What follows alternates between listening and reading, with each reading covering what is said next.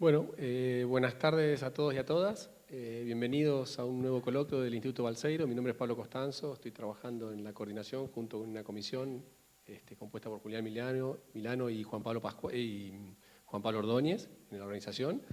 El coloquio del día de hoy tenemos un invitado especial que fue propuesto por un investigador que está en este momento en la Escuela José Antonio Balseiro, a quien le vamos a pedir que haga la presentación de nuestro orador del día de hoy. Así que bienvenido Pablo Andrés para hacer la presentación de nuestro orador. Muchas gracias. ¿Qué tal? Buenas tardes. Bueno, yo tengo el gusto de presentar a Michael Stabin, quien alguna vez trabaja en dosimetría interna en medicina nuclear. Michael Stabin es el nombre. Entonces, bueno, tenemos el honor de tenerlo acá. Michael es doctor en Ingeniería nuclear de la Universidad de Tennessee. Trabajó muchos años como profesor en la Universidad de Vanderbilt, en Estados Unidos. Estuvo 2 años trabajando en la Universidad Federal de Pernambuco, en Brasil. Estuvo relacionado con la dosimetría de las víctimas de Goiânia. Trabajó también en Oak Ridge. Bueno, tiene una experiencia enorme en dosimetría interna, obviamente. Desarrolló Olinda, un software que sea específico para hacer dosimetría de pacientes, obviamente de medicina nuclear. Y bueno, hoy tenemos la suerte de tenerlo acá para el coloquio y la semana que viene va a estar también dando algunas charlas en la Escuela de Protección Radiológica durante toda la semana. Actualmente es consultor de empresas radiofarmacéuticas en pacientes de medicina nuclear y también hace la dosimetría de los trabajadores del sitio de Hanford, en el estado de Washington, en Estados Unidos, ante una posible incorporación de americio y plutonio. Así que bueno, la charla de hoy va a hablar un poco sobre los efectos a bajas dosis, la definición de dosis absorbida, una crítica quizás a la definición de la dosis absorbida actual, pero bueno, eso lo va a comentar Michael ahora en un ratito. Así que, Michael.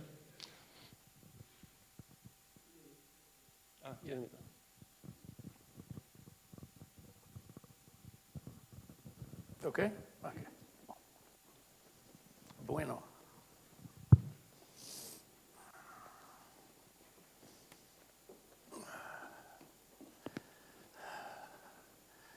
Buenas tardes a todos. Gracias por este convite.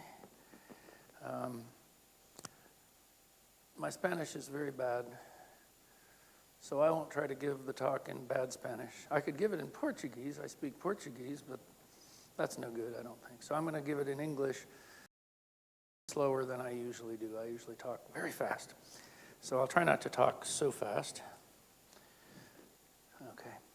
The title of my talk is, It Takes Energy to Calculate Dose. It's not really a joke, but it's kind of a cute little title because what is dose? Energy per unit mass, right? But it takes a lot of energy to do dose calculation, so that's all I'm saying here.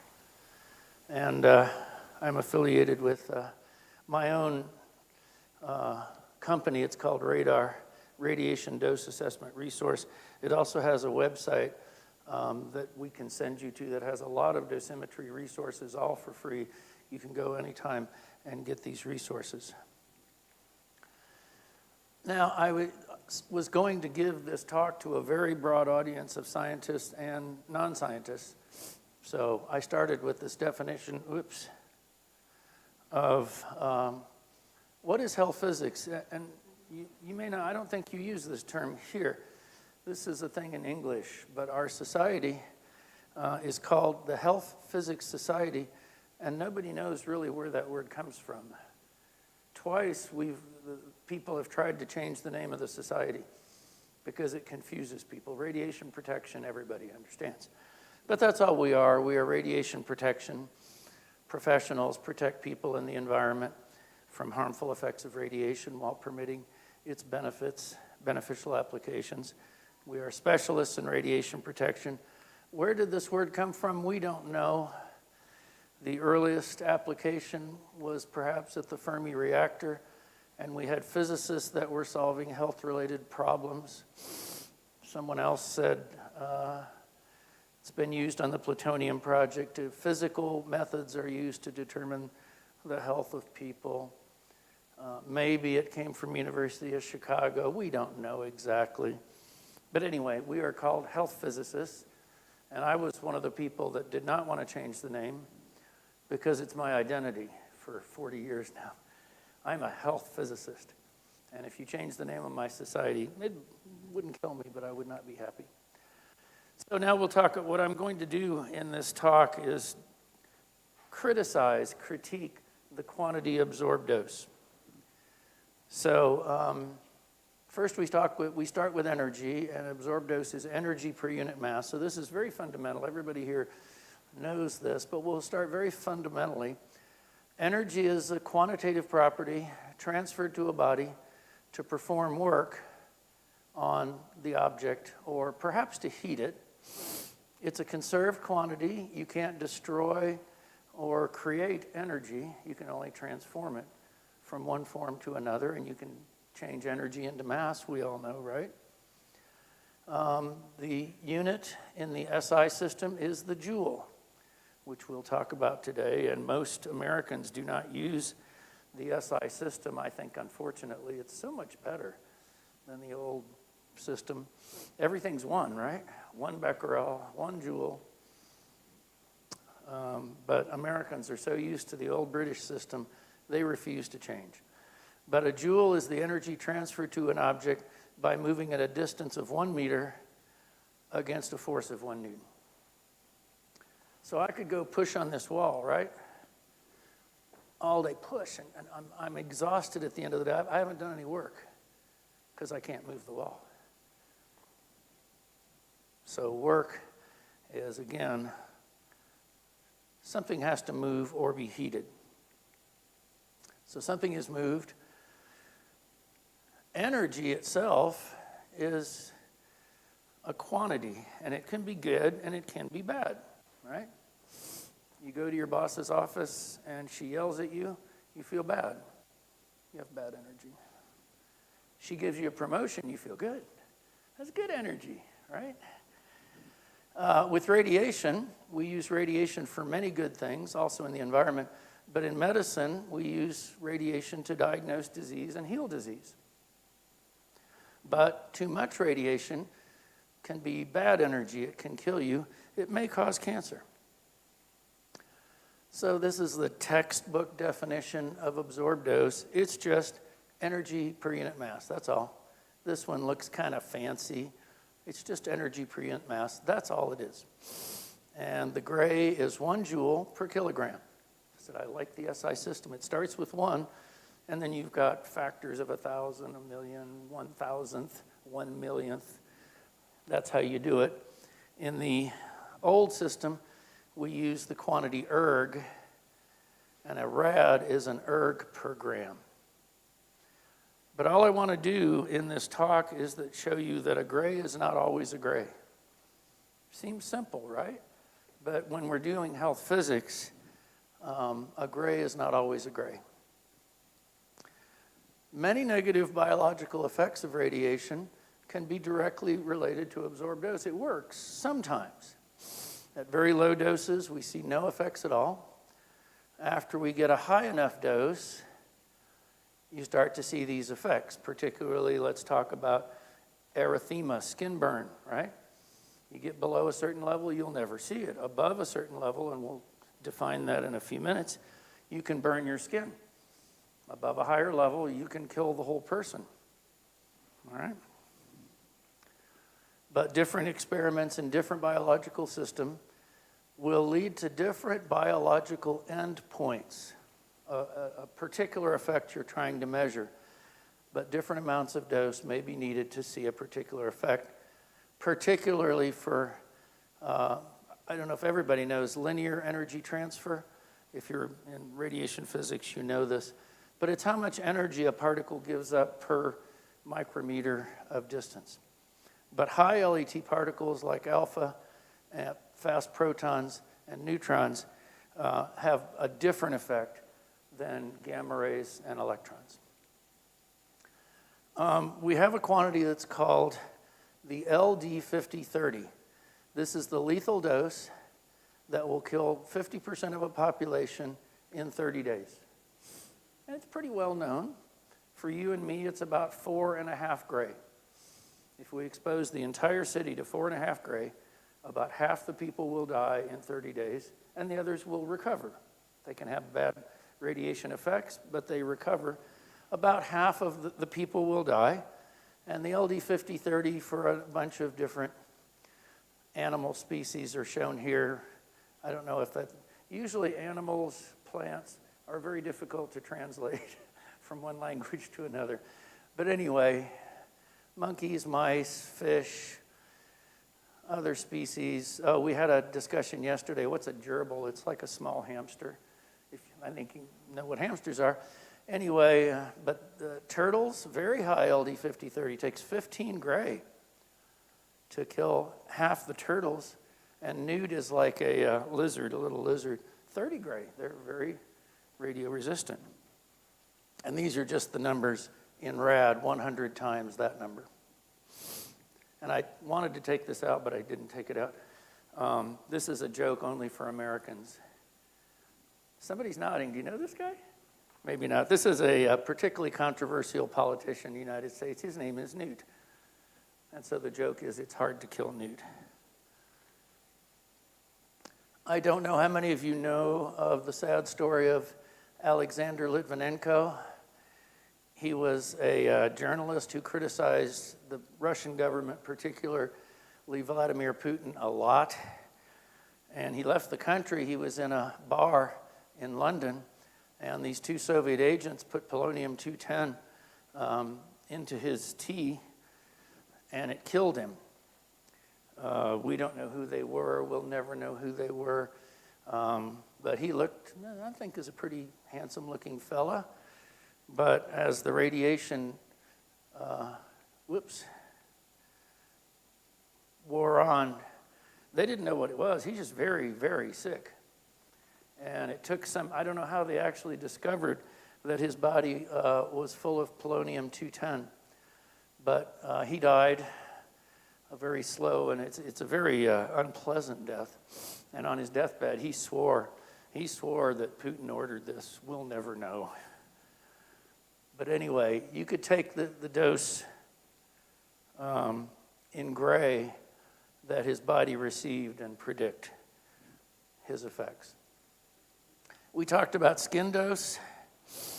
The threshold for most skin dose is about 3 gray. Above about 3 gray, we have something called epilation. It means your hair falls out.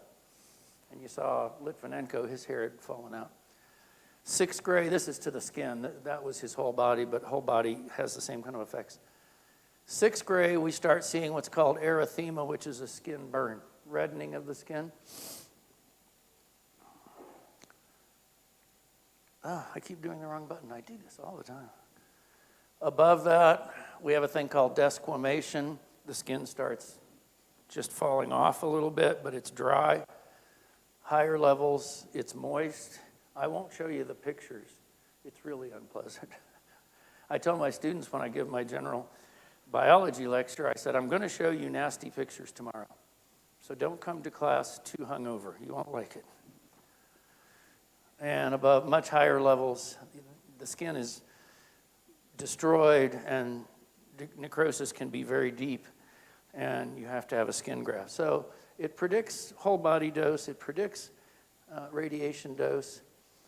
So radiation dose is okay for some things, but not for all. And that's the rest of my talk. I'll show you what it's not good for.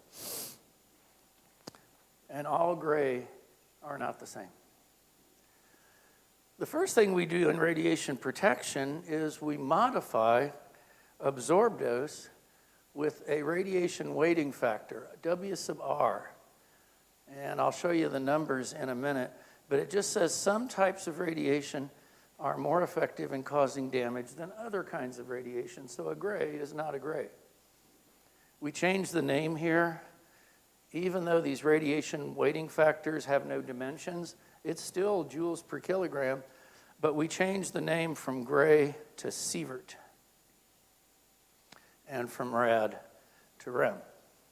to show that we've introduced this radiation weighting. And these are the numbers that are defined by this authority, the International Commission on Radiological Protection. Electrons and gamma rays, photons, the weighting factor is 1. So 1 gray equals 1 sievert, no problem. For alphas, it's 20. And that number is too high, but it's conservative for radiation protection. Alpha particles really aren't 20 times more effective, but there was some old literature that maybe it's as high as 20. So we'll use very high value to be conservative. Protons, pions, 2 instead of 1. And neutrons, that's a mess, isn't it? Neutrons are a complicated function of energy. So at lower energies, the radiation weighting factor is around 2.5. Then it goes up as high as 20. And at higher energies, it comes back down. I don't understand all the physics of that. But neutrons are, the gray is definitely not a sievert. Now the first application I want to talk about is this controversial theory that's called the linear no threshold model of radiation carcinogenesis. We know from our experience with the Japanese bomb survivors that this is radiation dose in sievert. Once you get above a certain level, the more dose you get, the more cancers you get. This is excess relative risk of solid cancer. So 0 means baseline. And all cancers have a baseline, right? People get lung cancer, people get liver cancer, people get colon cancer, and there's no radiation at all. 40% of us will get cancer. 25% of us will die of cancer. It's just the way we are. We don't know what causes cancer in all cases. But radiation above a certain level definitely causes cancer. You can see these are very uncertain numbers, and that looks pretty linear, doesn't it? Leukemia is curvilinear. But most solid cancers, and the argument is, well, it's a straight line. Let's just extrapolate down to 0. Except, yeah, that looks real linear to me too, except that where we live, all radiation protection, all medical exposures are way down here. And I'm going to show you what's going on way down there is not linear. I used to not really have a position on the linear no threshold model, but now I do. So I'm here today to talk against the linear no threshold model. It's still controversial. Many people say it's got to be linear, it has to be linear, or we're going to assume it's linear to be safe. But they say it's linear to 0. So grays, milligrays, picograys, they think they all cause cancer. Oops. Or is there a threshold? With skin burns, there's definitely a threshold. With cancer, we're still talking about it. There's some evidence to support both views, yes, but there's also a theory called hormesis, that exposure to low levels of radiation is actually beneficial to you. When you go home, when you live anywhere, I guess I don't know in Argentina the exact number, but in the United States, just sitting in my living room, everybody gets 3 milligray radiation a year, on average. And then medical is more. I don't know if maybe Argentina is slightly different, but we're all sitting in radiation every day.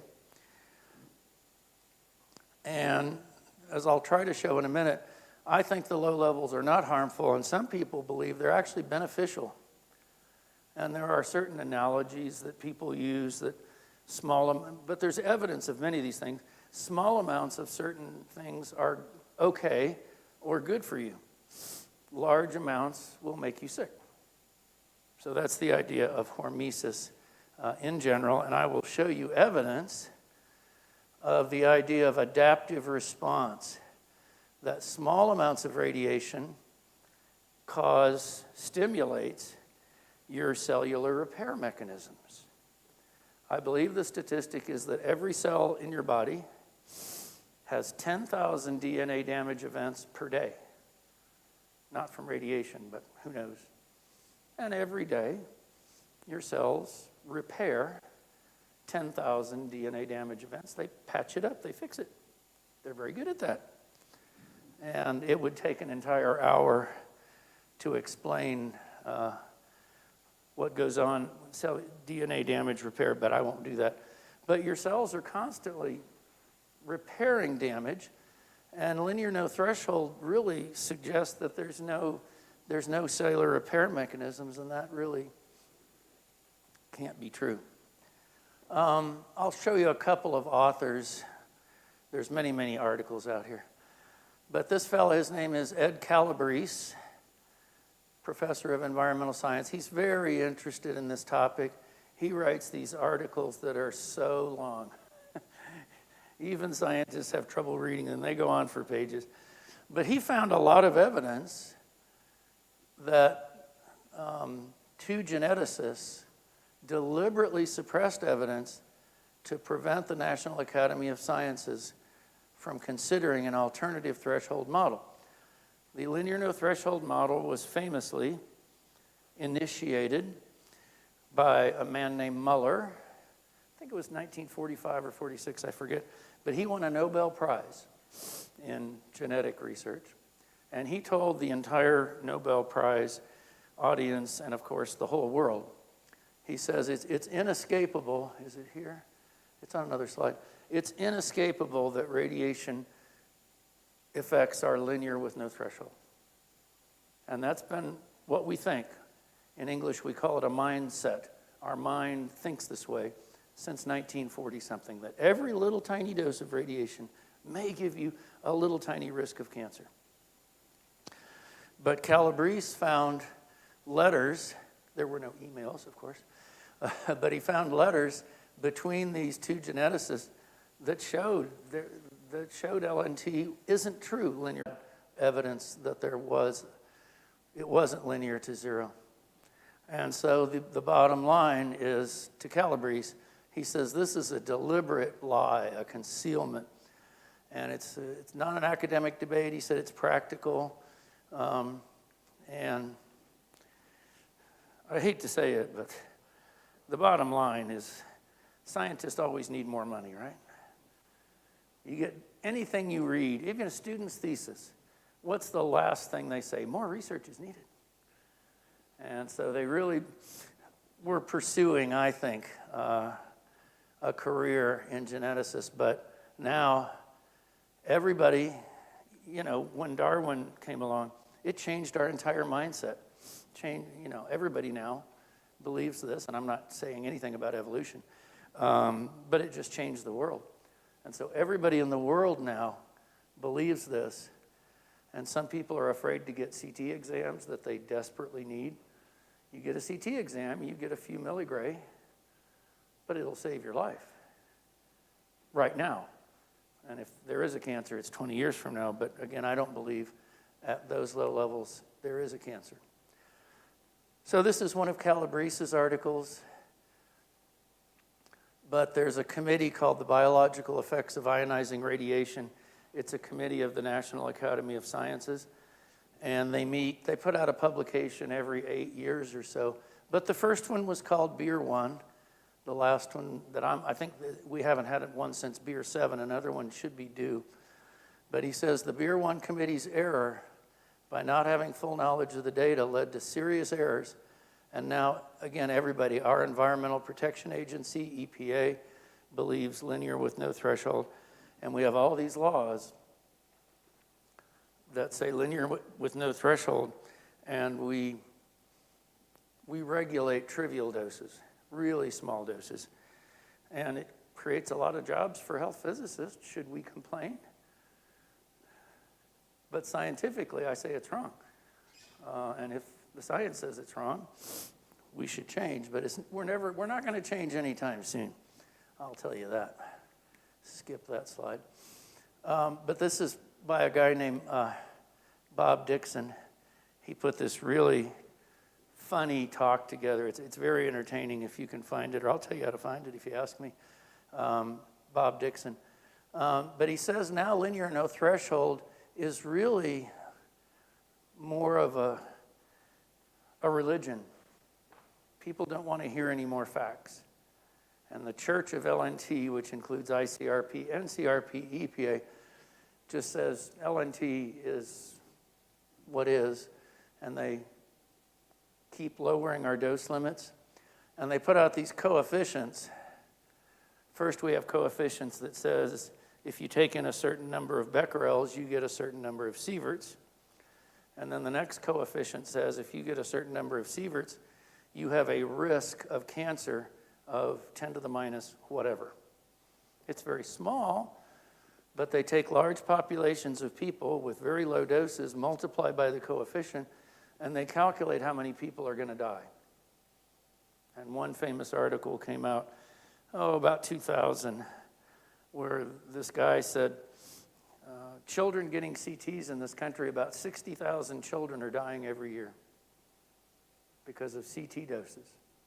And people started saying, you can't give my child a CT. And it's totally theoretical from the slope of the line. Every dose, no matter how small, gets you a certain risk of cancer, and over millions of people, then you can calculate thousands of deaths from a theory. And this is another slide from his. Here lies Maud Frick, killed by LNT, but he may not actually be dead. On the other side, there are many authors. This is only one. I think he's one of the loudest voices, though. But this person named Mohan Das is very anti-LNT, and he has a group. I get emails from them every day. We have this little email group of all the evidence and whatever. But he asks, are we approaching the end of the linear no threshold era? Provocative article. And I have my little cheat sheet here. I have to use my cheat sheet. This is in English called a cheat sheet. I can cheat, because I usually have trouble reading those little letters. But these are a number of graphs from his article. This is a graph of leukemia in Hiroshima bomb survivor groups, excess cancer as a function of dose. And it seems like it kind of goes down, but it certainly isn't linear to zero. These are the, I don't know if you know the story of the radium dial painters. I'll briefly talk in case you don't. But early 1900s, we had factories where they made luminous watches. Somebody's nodding, they know this. But all the numbers were painted with a radium paint. And they were mixed with something that made them glow, so that you could always see it. Well, these poor women, they painted them with a paintbrush, and many of them, to make a very fine point, they took the paintbrush and swirled it in their lips to make a nice, sharp point. And they swallowed a lot of radium. Many of them died, had very bad bone injuries. But if you look at, now see, I'm still having trouble seeing that. It's such a sorry slide, but this is, I'm going to walk up here. I know anyway, I know which graph it is. I can't read the y-axis, but this is cancer incidence generally as a function of dose, and up to 10 gray, there's nothing. Above 10 gray, oh yes, absolutely, there it goes.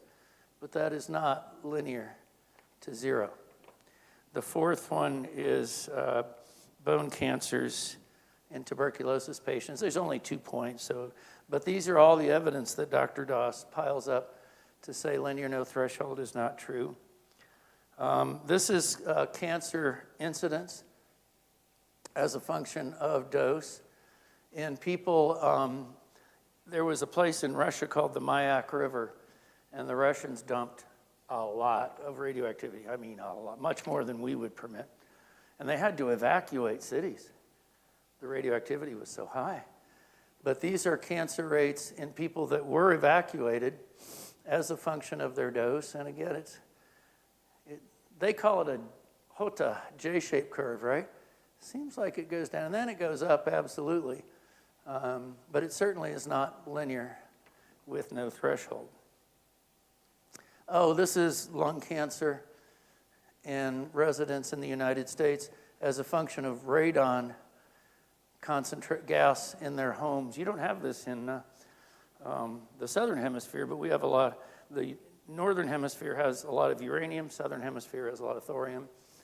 And uranium-238 decays to radium-226, which decays to radon-222, and radon is a noble gas. It moves around. And if you build your house on top of a lot of radium, you get more radon in your house. And this seems to have a negative correlation with radon, although this study was heavily critiqued for epidemiology is a difficult science, especially in the radiation world in general. The whole science of epidemiology came from a well somewhere in Europe. People are getting sick, and they finally figured out the well is contaminated with something. But now we look at cancers and we go back to radiation dose and say, does it correlate positively or not?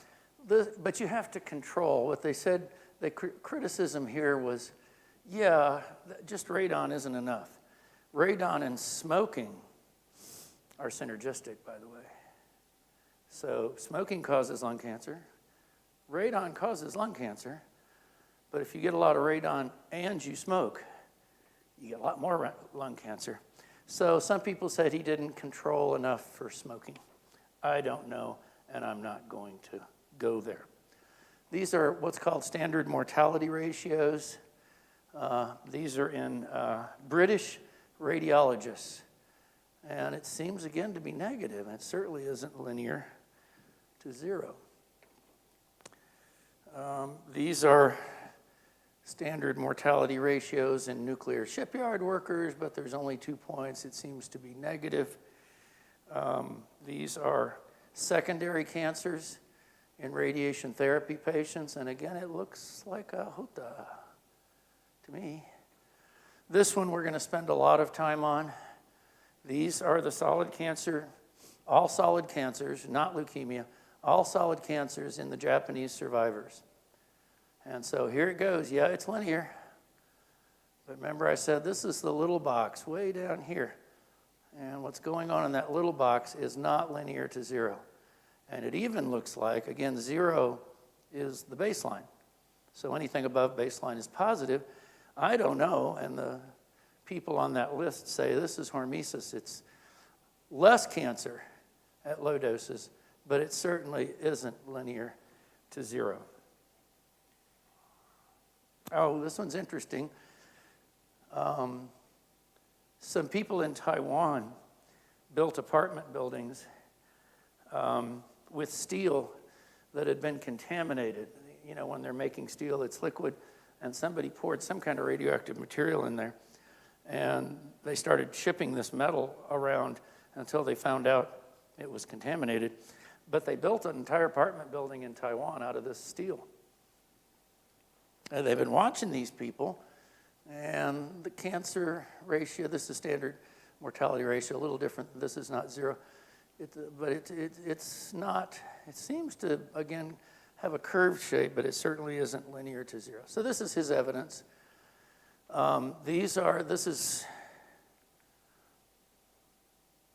this graph again, but without a correction. I will show you the correction in a minute. But again, way up here, it's linear. Way down here, under about 1/10 of a gray, even up to about 1/2 a gray, it seems to be no effect. Then when you correct it for a minus 20% bias in baseline cancer mortality, again, epidemiology stuff that I don't understand in its entirety, but these experts seem to think so. It's the same graph, but corrected for some kind of bias coefficient. That's the one we saw a minute ago again. Up here, yes, linear. Down here, less than 0, so less than baseline. And is that hormesis? I don't know, but I will say that it's not linear to 0. And again, this is where we live. That's 1/2 a gray. We live at 0.05. Oh, you guys live at 0.02. We still in the United States use 50 millisieverts. You guys use 20. So we're way down here. Same graph, just off my radar website. That doesn't show you the address. I'll get it if you want it. These are incidents of fatal cancer in dogs, beagles. We did a lot of experiments on beagles in the 1960s, 70s, I don't remember how long. And the reason we chose beagles is that beagle bone structure is very similar to humans, just like ours, and they get cancer just like we do. So we fed them a whole lot of strontium. Strontium goes to the bone. It's the same periodic group as calcium. And your bones like calcium, so they like strontium. So these are dose groups. And this looks kind of like the radium dial painters, doesn't it? Flat, flat, flat, and then it goes up, absolutely. But these are 7 gray, 20 gray before you really see a difference. That is not linear, no threshold. And it's cancer. These are the radium dial painters. We saw it earlier, nothing. And then suddenly above 10 gray, am I doing that right? I think so. 10 gray, we see something happening. You can't read this. I could go over there and try to read this, but who wants to read this? Too much junk. But I'm just showing you, this is in that DOS article. He goes over many different studies, the MIAC workers, Chernobyl fallout, breast cancer studies. I won't read all of this. But in each case, he gives his reason why the data do not support a linear no threshold model. And I leave that to your reading. And there's another page. Nuclear technologist. Mound is a site in the United States, had nuclear workers. French uranium processing workers in Taiwan, and so on. Again, I'm not going to read all this, but DOS is a very thorough scientist, so he goes over every single one. His articles are kind of long, too. On the issue of hormesis, the idea that small amounts of radiation may be beneficial, there are 2 complete books, CRC books, by a guy named Luckey, L-U-C-K-E-Y. I forgot his first initial, but anyway, you can get these 2 books, and it's all the evidence for hormesis. Most of it is in vitro stuff, plants and animals and so on. But there's a lot of evidence that hormesis is real. Actually, one of the things that's clear is you take a system, and it has a certain growth pattern. You deprive it of all radiation. Again, we live in I call it a sea, an ocean of radiation all the time. They took, I think it was a plant species, just deprived it of all radiation, and it was very, very sick. Didn't do anything else to it. But anyhow, that's the end of my critique of the linear no threshold model, but all grays, I don't think, are the same as all other grays. Now, in a new, this is relatively new, not terribly new anymore, it's been around. But there's a biological phenomenon called the bystander effect, where cells get no dose at all. It's controlled conditions, but we irradiate certain cells and we don't irradiate the others. The irradiated cells die, of course, but their neighbor dies also because their neighbor told them to kill themselves. You might have neighbors like that, I don't know. But it's just cells are talking to each other. So it's not just you. We all have the classic cell survival curves, right? 100%, the more radiation, survival goes down. This is interesting because, as we'll see in some of these, cells are getting no dose, so there's no gray here to talk about. But they're responding to radiation because of signaling from other cells. Now, this is a bad joke. A friend of mine made this up, so I can say it's his joke, but I think it's a good joke. We have this system in English called as low as reasonably achievable, ALARA. And that's our whole radiation system is get the dose as low as you can. So my friend actually went to one of these meetings, and they said, you can print anything on your badge. So instead of his name, he printed Al Era. Al is a common English name, American name. And this is his joke. Al Era is a friend of mine, and his wife, Marin, and here's an article by Marin et al. It's a bad joke. Marinara, do you get it? Anybody know what marinara is? It's an Italian sauce you put over pasta. Marinara, anyway. My friend makes lots of jokes. But anyway, this little article by people from Madrid. This is interesting that cells in G2 and M phases are more sensitive to radiation. And there's even a thing called low-dose hypersensitivity, that lower doses of radiation can have more damage than higher doses. It's interesting. Again, the only thing I want to tell you is that all grays are not the same. This doesn't have any real practical implications, but this is your classic cell cycle.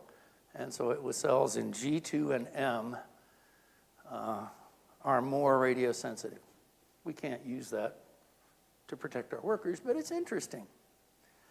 But these experiments called the bystander effect are really challenging our understanding of radiation exposure. Again, the bystander gets no dose but has an effect. There are two broad categories. Microbeam irradiation. We put cells in a petri dish, and there's a whole lot of cells, and we only irradiate certain cells with microbeams of alpha particles. Doesn't hit the whole thing. I mean, if you hit it with X-rays, all the cells get the dose. These are microbeams of alpha particles, and we can control which cells get hit and which don't, but the cells that do not get hit show radiation effects. The other broad category is called medium transfer. We irradiate a whole bunch of cells, give them real high doses of radiation, and they die. But then the medium that the cells were irradiated in, or the dead cells themselves, if you mix them with perfectly healthy cells, the healthy cells die. They're getting a signal from somewhere. Maybe a chemical in the medium. We don't know. So it's obvious from these that there's communication between cells. So the radiation in some cells causes other cells to react, and I'll show you data here in a minute. There's another mechanism called genomic instability that says a certain group of cells is irradiated. They survive just fine. Then they reproduce, next generation, then they reproduce, next generation. And down the road, some of these cells that were never irradiated, but the radiation damage seems to have been carried from one generation to another. I'll just show you a picture of that briefly. I don't have any slides about the science to show you, but there's plenty out there. These are two really good experts, Mothersill and Seymour, work in Canada, and they study bystander effects a lot. And they say the nature of the signaling isn't known. The properties are becoming clearer. Maybe it's a very small peptide, 1,000 Daltons, or they don't know, but these are educated guesses. But they're saying there's some sort of substance that the cells are sharing. This is the picture of genomic instability. So DNA damage here, survives, everything's fine. Some survive, but communicate with other cells, which are fine. Then they divide, and down here somewhere, the cells show a negative effect and die because their grandfather was irradiated. But this idea of bystander effect is completely challenging our classic thinking. Again, survival curves, we've all learned that in radiation biology. And that's true. It's not that it's wrong, but we say it's necessary, but not sufficient. It's an English phrase. It's necessary to explain the phenomenon, but it's not sufficient to explain all phenomenon. And cells do not respond to radiation. Tissues do. tissues. Antoine Brooks, one of the great radiation biologists, he lives in my area. He comes to my meetings. He's a wonderful guy. But he did an experiment where he irradiated, this is in vivo. Most of what I'll show you is in vitro in the Petri dish. But he irradiated some live rats, irradiated their lungs, and he shielded either the upper half of the lung, which is called the apex, or the lower half of the lung, which is called the base. So he irradiated the lung base, shielded the apex, shielded the upper part, but the upper part of the lung showed increased micronuclei, which is a classic response to radiation. But then he irradiated the apex, and there were no effects in the base. Weird. But its lung as a tissue is responding. And I'll skip this for a minute. Another experiment, he exposed only the left lung, and he saw micronuclei in the right lung. So lung as a tissue is responding to this insult. And the experiment suggested, in this case, the transfer goes from apex to base to apex, but not apex to base. Interesting. Mothersill showed that although direct radiation is, if fractionated, is less toxic, the medium harvested from each fraction is equally toxic. We fractionate radiation all the time in radiation therapy, right? We give people a dose every day for 5 days for 6 weeks. So we want to give them this huge dose, but we do it in little steps. And it's only 5 days a week because cancer doesn't grow on the weekend. Of course it does. That's just how we do it. It works very well. But if you fractionated doses to a group of cells in vitro, the medium was equally toxic if you did it all at once or in fractions. Interesting. I told the group yesterday, I'm not here to explain this. And if you're not confused, you're not paying attention.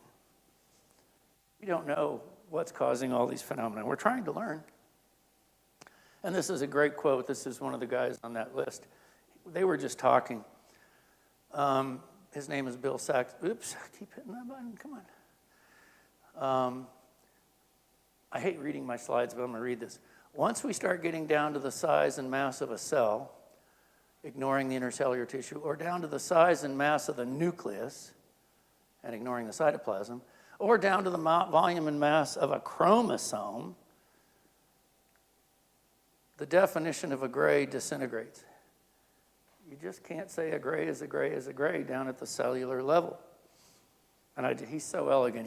He's just talking this way in an email. Disintegrates into multiple ambiguities. Very smart guy. Anyhow, there's another effect. I won't say much about it, but it's called abscopal, that says you can get radiation in a tumor at one site and tumors at other locations react. So now it's not only the tissue level, it's the organism level. Your body says, hey, there's radiation down here, something over here. This is definitely true, but it's not well studied yet. Here's some real data. Let's do some real data. These are microbeam irradiation studies by Eric Hall. V79 cells, I don't know what that is. But we do have these standard cell cultures. We've had them for years so that everybody can buy the same cell and do the same experiment. They should get a reproducible result. So they irradiated these cells with different numbers of alpha particles, up to 16 alphas, and this is survival curves. So these are the cells that were hit, and just like classic, they die, down to about 10% survival. These are the cells that got no radiation whatsoever, none. We know that because we can train these alpha beams very carefully. And we see they start at 100, they go down to maybe 60, 70% survival because their neighbor got irradiated and communicated something. And they don't show the line, but up here is 100%. So anything below the line is bystander. A similar microbeam study. They don't show the cells that are hit for some reason, so they're down here somewhere. We can't see them. These are the cells that are not hit, and they go down again to about 70% survival with 12 alphas. And this is no effect. So this is bystander. But before they did this experiment with one group of cells, then they did another group of cells in which they gave them a very small amount of radiation. I think it was 20 centigrade, nothing that could kill a cell. But it stimulated their repair mechanisms because the exact same experiment, but if they gave them this little bit of radiation before they gave the other cells a lot of radiation, they had better survival. And that's called adaptive response. Those cells, they're kind of ready for it. They knew something's coming because this little bit of radiation, I know I'm being silly here, but a little bit of radiation stimulated their repair mechanisms, is the theory, and they survive better. So low to moderate energy may stimulate repair mechanisms.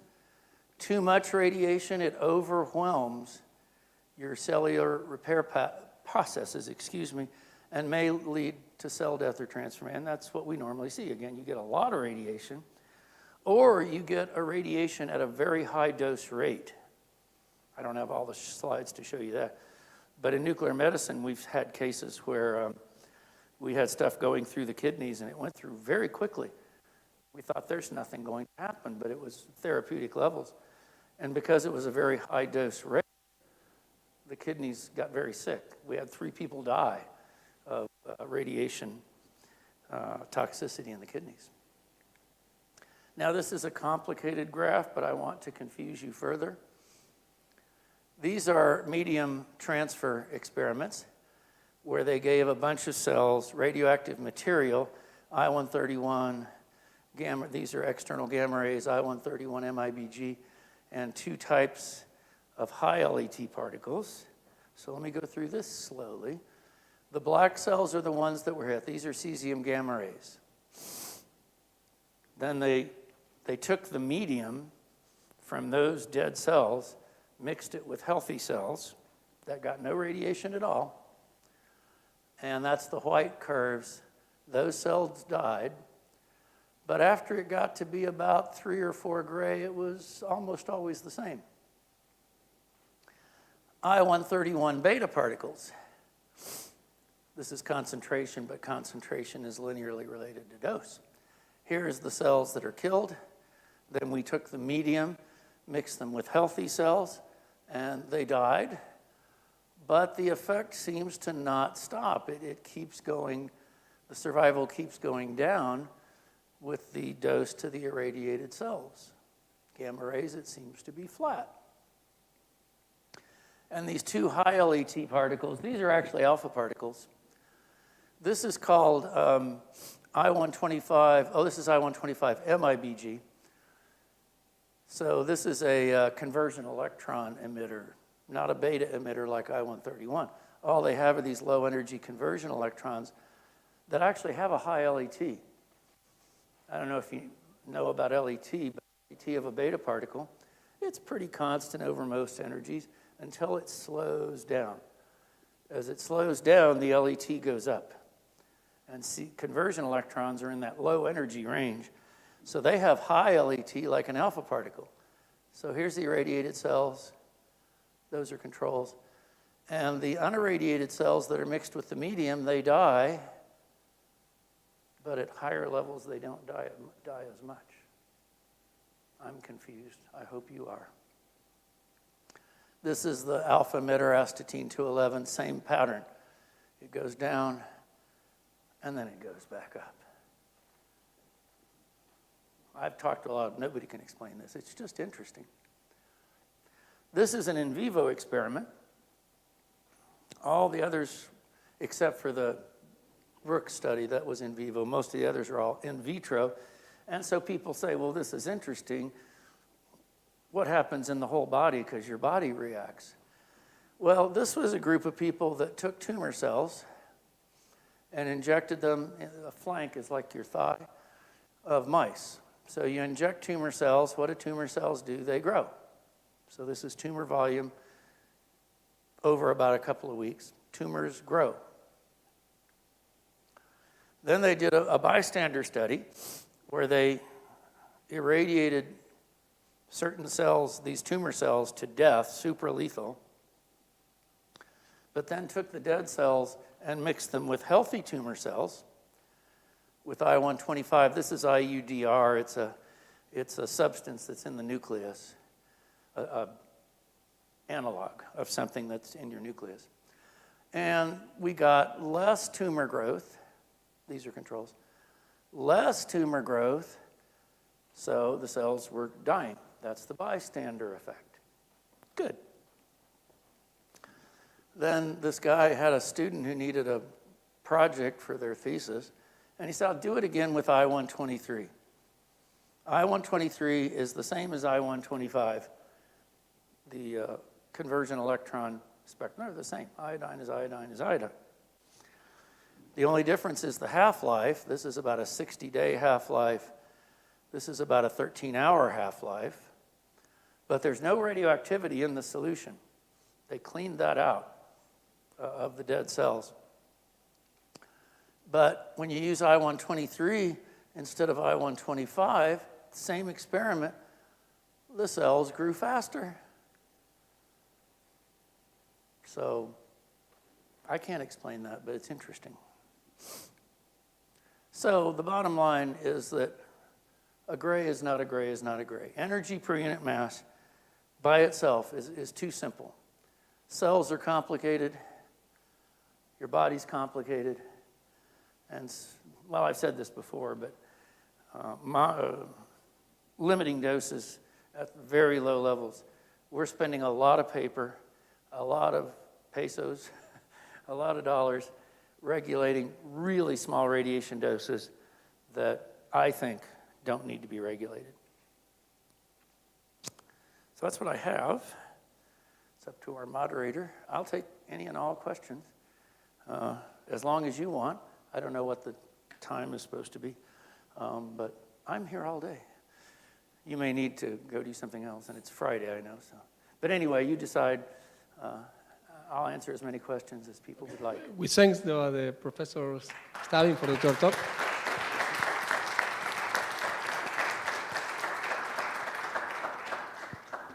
Okay, are there any questions?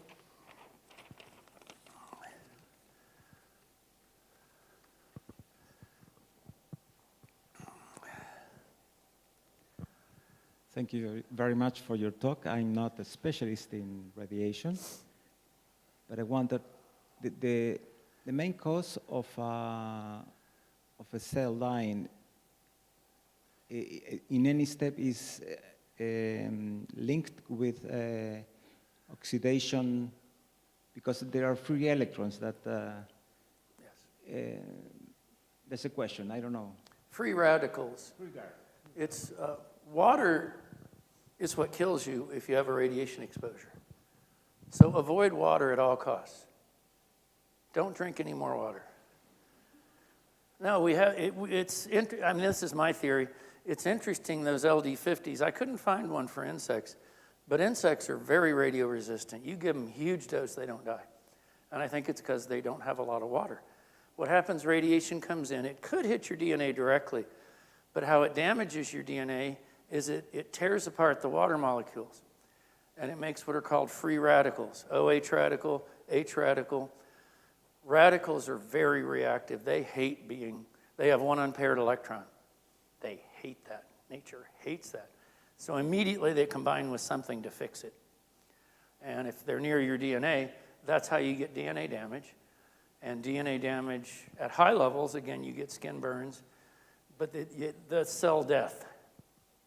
So either the cell repairs everything perfectly and it's fine, Or it can make a mistake with the DNA repair, and it may become cancerous.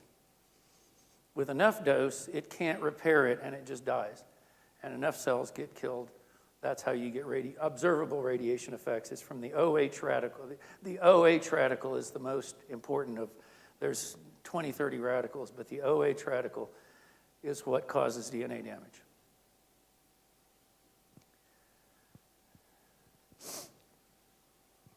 Other question?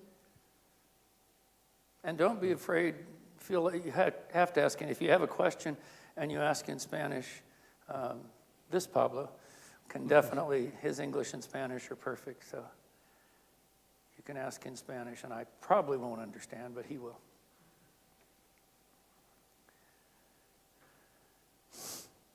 Okay, we thanks again, Professor Stabin, for Very your good. talk.